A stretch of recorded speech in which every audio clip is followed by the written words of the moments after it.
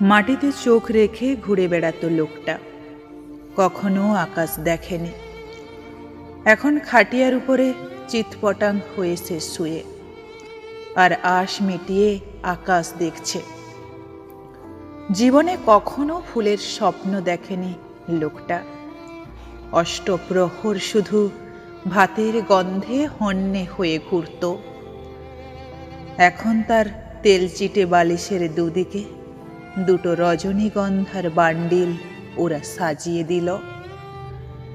এতকাল সে অন্যের বোঝা হয়ে বেড়াতো, আর আজ তারই নিচে কোমরে গামছা চার বেহারা। আকাশ দেখতে দেখতে, ফুলের গন্ধ শুঁকতে শুঁকতে লোকটা এখন গঙ্গার হাওয়া খেতে যাচ্ছে।